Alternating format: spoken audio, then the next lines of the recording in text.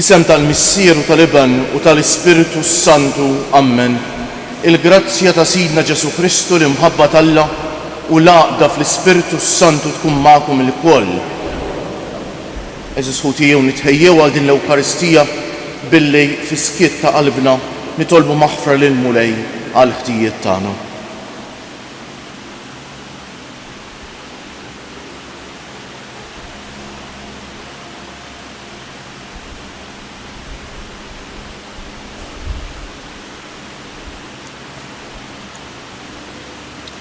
Ibn Alla li twilit minn verġni u sirt ħuna Mulej ħniena. Ibn il-bniedem li taftader in-natura dajfa tagħna l-bnedmejn, Kristu ħniena.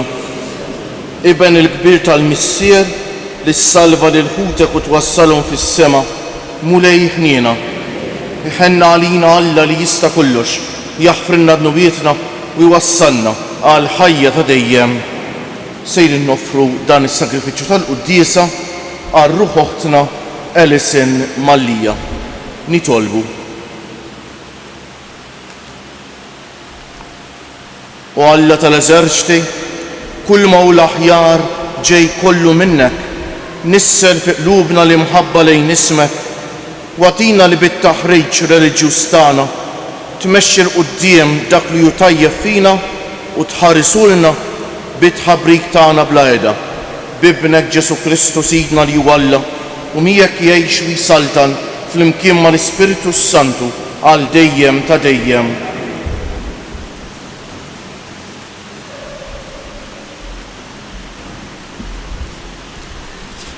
Għarin mill-ewwel ittra ta' San Pawlu Apostlu lil-Korintin. Ħuti, l-Ispirtu jarbel kollox, sa fil-qiegħ ta' Alla. Min qatt taraf dak li hemm moħbi fil-bniedem, jekk mhux l-Ispirtu tal-bniedem li hemm fih. Hekk ukoll, ħadd ma jaraf dak li hemm f'Alla, ħlief l-Ispirtu ta' Alla. Aħna ma ħadniex l-Ispirtu ta' din id-dinja, imma l-Ispirtu ta' Alla biex narfu id-doni li Alla oġbu jagħtina. Dawn il-ħwejjeġ ħabbarnihomkom bi kliem li ma tallimniex mill-erf tal-bniedem imma mill-Ispirtu u fissirna ħwejjeġ spiritwali lin-nies spiritwali. Il-bniedem naturali ma jilqax il-ħwejjeġ għaliex ħadd ma jista' jarbilhom jekk mhux bl-Ispirtu. Il-bniedem spiritwali jarbel kollox u lilu ma jarblu ħadd. Min hu dak li jista' jifhem il-ħsieb tal-Mulej biex ikun jista' jgħalmu. Imma aħna għandna fina il-ħsieb ta' Kristu. Il-kelma tal-Mulej. Salm responsorjali u ngħidu flimkien, ġust il-Mulej fl-imġiba tiegħu kollha. Twajjeb u ħanin il-Mulej idum biex jadab u kollu tieba. Twajjeb ma' kulħadd il-Mulej, tjubitu fuq kull ma jagħmel. Ngħidu flimkien. Kull ma għamil tirrodlok ħajr Mulej, iberkuk il-ħbib tiegħek kollha. Is-serħ ta' saltna tiegħek ixandru, fuq is-seta tiegħek jitkellmu. Ngħidu flimkien. Jarfu l-bniedem il-qawwa tiegħek u s-sebħ u l-ġmil tas-saltna tiegħek. Saltnatek hija saltna għażminijiet kollha. Min nisel għal nisel il-ħakma tiegħek. Ngħidu flimkien. Ta' kelmtu il-Mulej fil-wedit tiegħu kollha. Twajjeb f'dak kollu li jagħmel. Iwieżen il-Mulej il-kull min se jaqa'. Iqajjem lil kull min hu mitluq. Ngħidu flimkien. Inqumu bil-wifqa. Alleluja.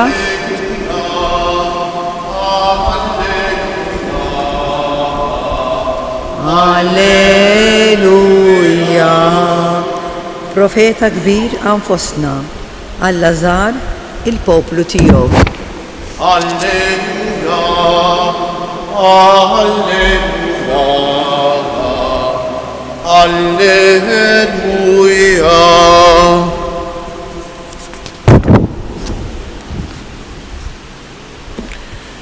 Il-mulej ma'kom. Qari mill-Evanġelju mqaddes skont San Luqa. F'dak iż-żmien Ġesu niżel Kafarnaum, belt tal-Galilija, u f'jum is-sibt qatt jgħallem lin-nies. U baqgħu mistaġba bil-mod tat-tagħlim tiegħu għax id-diskors tiegħu kien ta' wieħed li għandu s-seta'. U kien hemm raġel fis-sinagoga li kellu fih spiritu ta' xitan imniġġes u qabad jgħajjad bleħinoli. X'għandna x'naqsmu, Ġesu ta' Nażaret? Ġejt biex teqridna? Jien naf minn int il-Qaddis ta' Alla. Ma Ġesu widbu bisħieħ u qallu iskot u oħroġ minnu. Imbagħad l-ispiritu xeħtu fin-nofs u ħareġ minnu bla ma għamillu ħsara. U kulħadd staġeb u bdew jistaqsu wieħed lill-ieħor jgħidu dan xi klimu għax jordna bis-seta u qawwa lill-ispiriti mniġsa u huma joħorġu. U l-fama tiegħu xterdet ma' kull imkien f'dawk l-inħawi kollha. Il-kelma tal-mulej. Bit-tagħlim tal-Evanġelju nitnatfu minnu bietna nqogħdu ftit bil-qiegħda naqsam magħkom ħsieb qasir fuq il-Vanġelu tal-lum. Interessanti ħafna eżiskuti tal-Vanġelu hekk messaġġ għalina. X'kienet dik is-seta li kienu jħossu f'Ġesu u x'hekk in-nies li kienu jisimgħuh, dik is-seta li staġbu bija illum u x'hekk. Jien naħseb nistgħu nsemmu żewġ affarijiet. L-ewwel ħaġa Ġesu huwa Alla magħmul bniedem. U allura id-diskors tiegħu hemm konvinzjoni sħiħa. Jien altru ngħid xi ħaġa li m'iniex konvint minnha.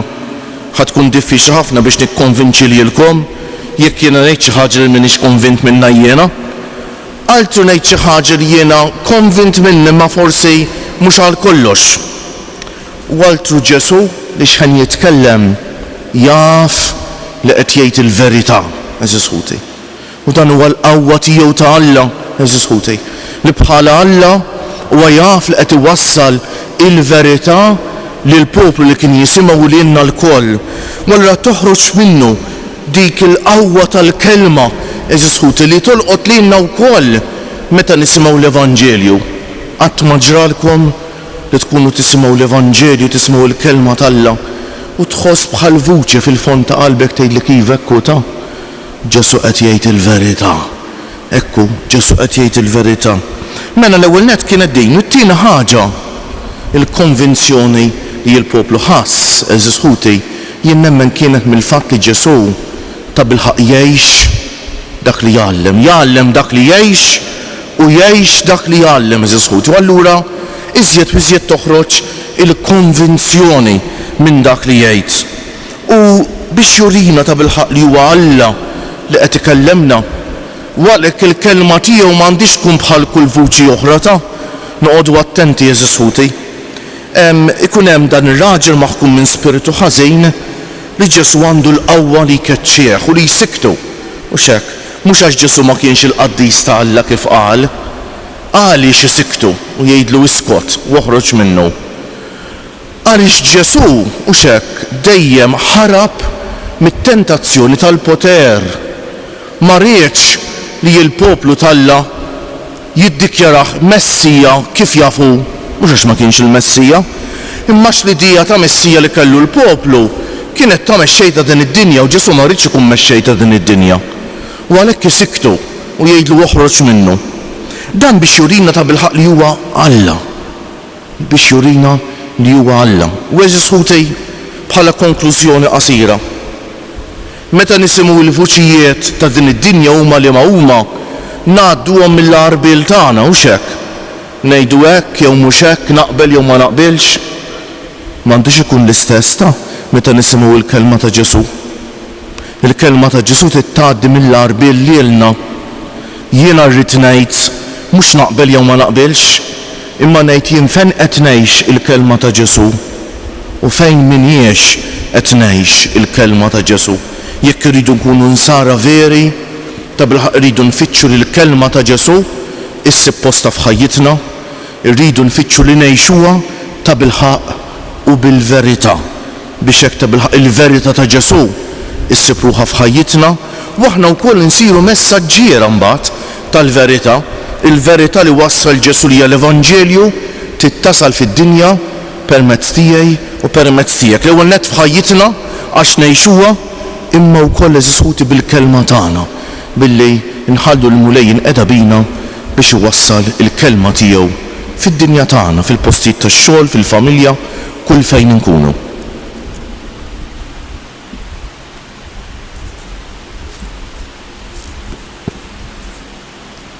Kjoġobkom nqumru bil-wieqfa.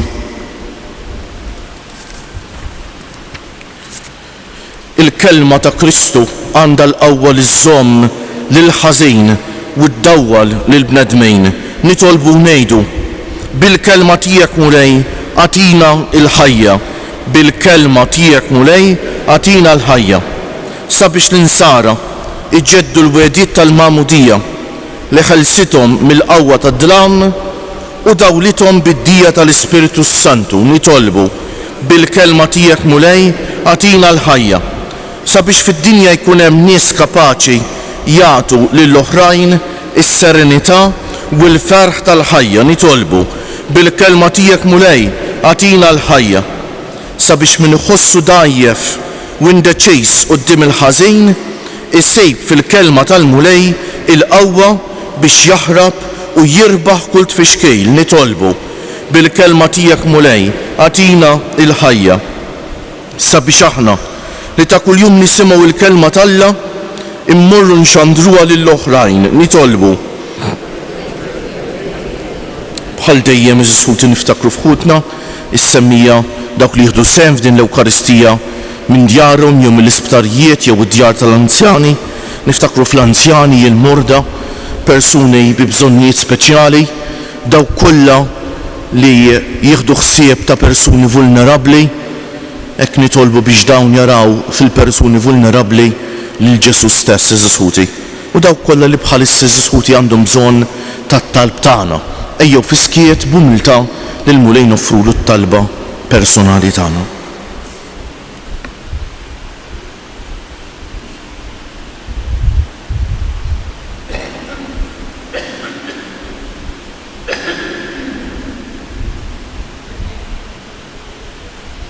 U Alla, isma' t-talb ta' dawk li jqiegħdu l-fiduċja kollha tagħhom fik.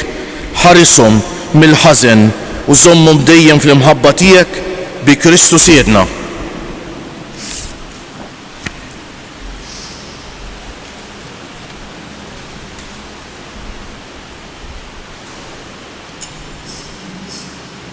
Imbierek int mulej Alla tal-ħolqien kollu għax fit-tjubitek tajtna l-ħobs li qegħdin noffrulek frott tal-art u xogħol il-bniedem li minnu jsir għalina l-ħobs tal-ħajja. Imbierek Alla għal dejjem. Bil-misteru ta' dan il-mawm bejt kollna sehem fin-natura divina ta' Kristu kif hu jissieħeb magħna fin-natura tagħna l-bnedmin. Imbierek int mulej Alla tal-ħolqien kollu għax fit-tjubitek tajtna l-imbejt li qegħdin noffrulek frott tad-diel jew xogħol il-bniedem li minnu jsir għalina x-xorb tar-ruħ. Il-qana mulej Alla tagħna qum li nħidmu quddiemek u għamel jkun jogħġbok dan is-sagrifiċċju li se jqegħdin noffrulek. Naddafni mulej bżoniti u d-dunub tiegħi neħlilek.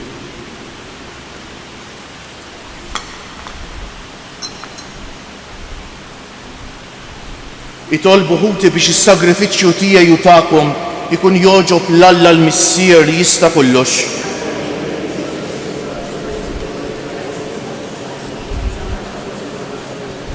Din l-offerta qaddisa mulej għatina dejjem il-barka u s-salvazzjoni u għamel li bil-qawwa tagħha niksbu l-frott tas-sagrament li qegħdin niċċelebraw bi Kristu Siedna. Il-mulej ma'kom, nerfew lubna l-fuq, nizzu ħajr lil-mulej Alla tagħna. Sewwa xieraq tas-sew mulej, missier qaddis, Alla ta' dejjem li tista' kollox, tajjeb u taġita s-salvazzjoni tagħna li dejjem u kull imkien inroddulek ħajr. Għad li xejn ma teħtieġ it-tifħir tagħna. Inti jogħġbok tatina l-ħajja, inti jogħġbok tatina l-grazzja biex minn qalbna inroddulek ħajr. Għax jekk il-ġieħ li nagħtuk ma jżidlek xejn fik innifsek, imma lilna jiswielna s-salvazzjoni bi Kristu Siedna. Għalhekk nissieħbu mal-qtajja tal-anġli u l-qaddisin kollha u b'ferħ kbir infaħru u intennulek. Qaddis, qaddis, qaddis, mulej Alla tal-eżerċti, ismawitu l-art mimlija bil-glorja tiegħek, osanna fil-għoli tas-smewiet, mbierek minn ġej fisem il-mulej, osanna fil-għoli tas-smewiet.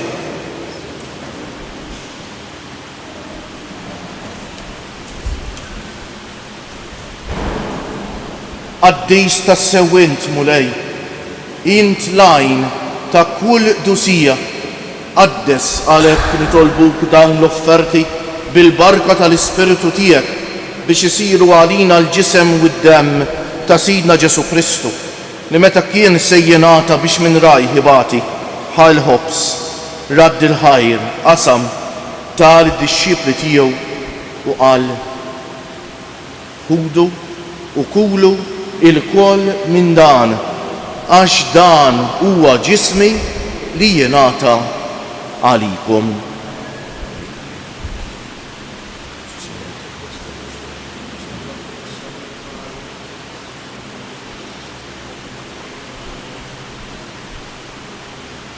Ek ukoll wara li klaħal kalċi reġa' radd il-ħajr tar id-dixxipli tiegħu u qal: ħudu u ixorbu minnu il-koll, għax dan huwa l-kalċi ta' demmi tal-patt il-ġdejt li jibqa' għal dejjem, id-demm li jixxerret għalikom u għal bnedmejn kollha għal maħfra tad-dunubiet. Għamlu dan b'tifkira tiegħi.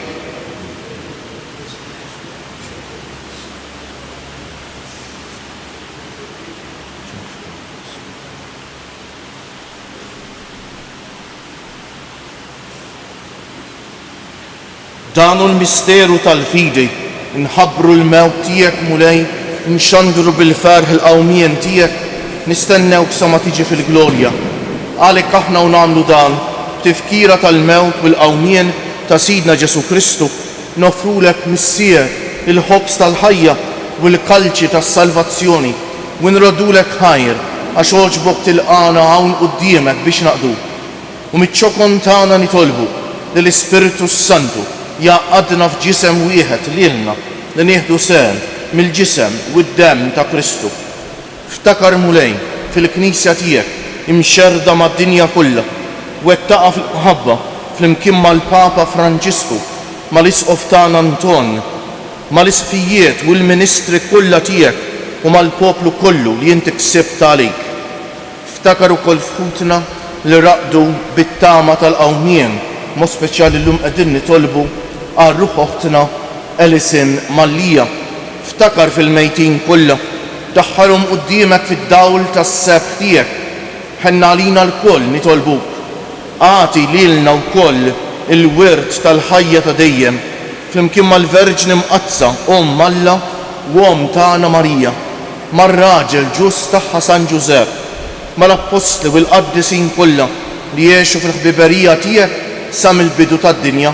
Għamel li magħhom infaħruk u nsebħuk b'Ġesu Kristu ibnek. Bi Kristu, ma' Kristu u fi Kristu jingħata lilek Alla missier li tista' kollox, flimkien ma' l-Ispiritu Santu kull ġieħu glorja għal dejjem ta' dejjem. Ejjew issa nitolbu kif għallimna u ridna nagħmlu Ġesu li ben Alla għas-salvazzjoni tagħna, missierna li inti fis-smawiet jitqaddes ismek, tiġi saltnatek, ikun li trid int kif fis-sema u hekk fl-ard. Ħobsna ta' kuljum atina llum, aħfrilna dnubietna bħalma naħfru lil min hu ħati għalina. La ddaħalniex f'tiġrif, iżda ħlisna mid-deni. Eħlisna nitolbuk mulej minn kull deni. Atina fit-tieba u l-ħniena tiegħek il-paċi fi żmienna biex inkunu ħielsa dejjem mid-dnub u mħarsa minn kull inkwiet. Aħna u nistennew u nittamaw ilena u l-miġja tas-Salvatur tagħna Ġesu Kristu. Mulej Ġesu Kristu li jgħid lill-apostli tiegħek inħallilkom is-sliem, natikom is-sliem tiegħi. La tħarisx lejn nubietna, iżda ħares lejn il-fidi tal-Knisja tiegħek. Għatija s-sliem u l-għaqda li jien trid fija, inti li tgħix wis-saltan għal dejjem ta' dejjem. Il-paċi tal-mulej tkun dejjem magħkom. Għatu il-paċi lil xulxejn. Il-ġisem flimkien mad-demm ta' Sidna Ġesu Kristu ikunu jiswew lilna li ser nitqarbu bihom għal ħajja ta' dejjem. Ħaruf talla li tneħħi d-nubijiet tad-dinja ħenna għalina. Ħaruf talla li tneħħi d-nubijiet tad-dinja ħenna għalina. Ħaruf talla li tneħħi d-nubijiet tad-dinja tina l-paċi.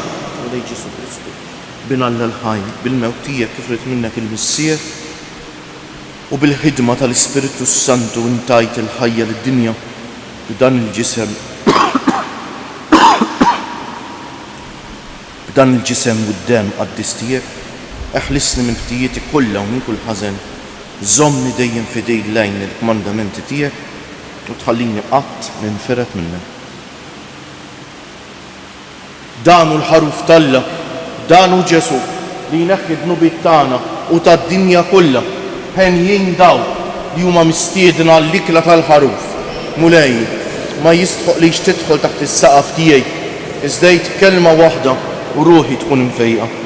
Il-ġisem ta' Kristu jħarisni għal ħajja ta' dejjem. Amen.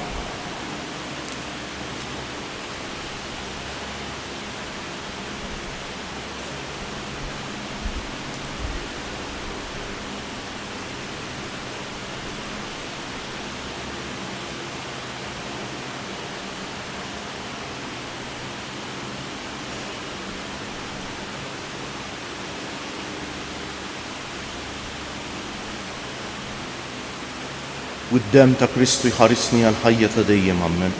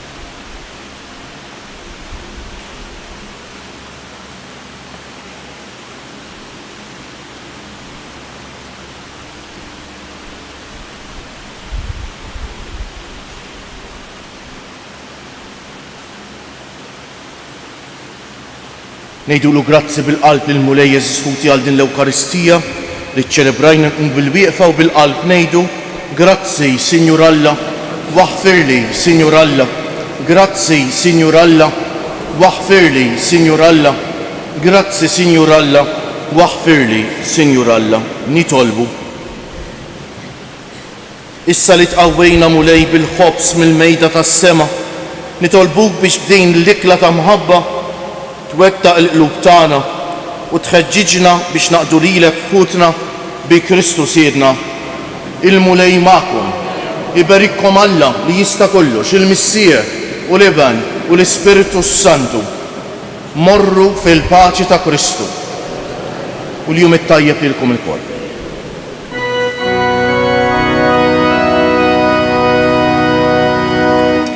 Madonna tabilu, tagħna l-Maltijin, hawn f'darek ġejna aħna għax inti